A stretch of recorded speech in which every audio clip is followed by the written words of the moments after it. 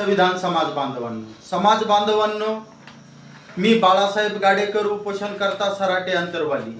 मी सराटे अंतरवालीला उपोषण केलं, परंतु शासनाने मला काय दिलं हे आणखी समाज बांधवांच्या समोर आलेलं नाही. समाज बांधवांनो, हे शासनाने मला पत्र दिलेलं आहे.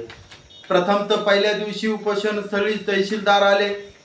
मी त्यांना म्हणलं, माझ्या मागण्यामध्ये जर तुम्हाला काही हस्तक्षेप करता येत असेल तर तुम्ही करा, मी उपोषण आज सोडायला तयार आहे. परंतु ते म्हटले, हे याच्यामध्ये मला हस्तक्षेप करता येत नाही, ह्या तुमच्या मागण्या ज्या आहेत ह्या तुमच्या मागण्या अप्पर मुख्य सचिव म्हणजे मुख्यमंत्र्याच्या आधिपत्याखाली आहेत. म्हणून मी म्हटलो त्यांना, मी उपोषण चालूच ठेवलं. परंतु माझं उपोषण तिथं दीर्घ काळ राहावं नाही म्हणून शासनाने मला अप्पर मुख्य सचिव, मुख्यमंत्री सचिवालय विभाग मंत्रालय मुंबई आणि माननीय उपसचिव सामाजिक न्याय विशेष सहाय्य विभाग मंत्रालय मुंबई यांच्या मार्फत मला हे पत्र दिलं. आणि हे पत्र घेऊन मी येणाऱ्या 15 तारखेला पायी संघर्ष यात्रेच्या माध्यमातून मुंबईच्या दिशेने जाणार आहे आणि मुख्यमंत्र्याला आणि महाराष्ट्राचे सामाजिक न्याय मंत्री संजय शिरसाट साहेबाला मी हे पत्र दाखवणार आहे की तुम्ही पुढील प्रक्रिया उपवर्गीकरणाच्या विरोधामध्ये जे मी काय उपोषण केलं होतं त्याचं तुम्ही मला हे पत्र दिलं आणि या पत्राच्या अनुषंगाने तुम्ही पुढील पाऊल काय उचललं आहे हे मी पायी संघर्ष यात्रेच्या माध्यमातून शासनाला आणि प्रशासनाला दाखवणार आहे आणि विचारणार देखील आहे की तुम्ही पुढील प्रक्रिया कोणत्या पातळीवर तुमची आलेली आहे. मित्रांनो, मी येणाऱ्या 15 तारखेला 15 जून जालन्यामधून पायी संघर्ष यात्रा काढणार आहे.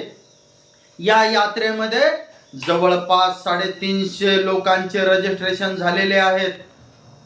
आज 8 तारीख आहे आणि 15 तारीख यायला आणखी भरपूर दिवस बाकी आहे. असंख्य लोकांचे कॉलच्या माध्यमातून रजिस्ट्रेशन होत आहेत.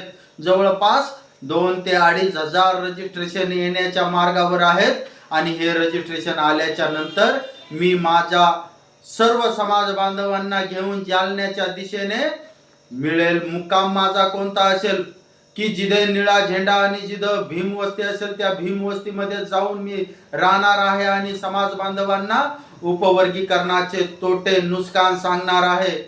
डॉक्टर बाबासाहेब आंबेडकरांनी दिलेलं मूळ 13% आरक्षण हे धोक्यात आहे म्हणून मी माझ्या समाज बांधवांना सांगणार आहे. माझी संघर्ष यात्रा किती दिवसाची आहे ही मी तुम्हाला या व्हिडिओच्या माध्यमातून नाही सांगू शकत, कारण की मिळेल तिथे जिथे घर दिसल भीम बांधवाचं तिथे जाऊन मी सांगणार आहे या उपवर्गीकरणाचे तोटे नुकसान.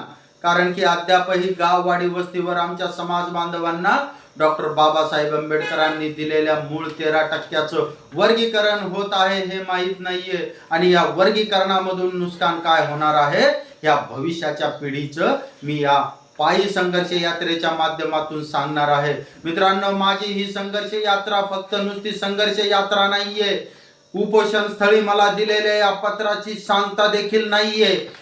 हेच पत्र घेऊन मी पायी संघर्ष यात्रेमधून या सर्व यंत्रणेला, मुख्यमंत्र्यांना, समाज कल्याण मंत्री संजय भाऊ शिरसाट साहेबांना देखील विचारणा करणार आहे की तुम्ही पुढील प्रक्रिया उपवर्गीकरणाच्या विरोधात काय आहे हे आमच्या समाज बांधवांना सांगावे.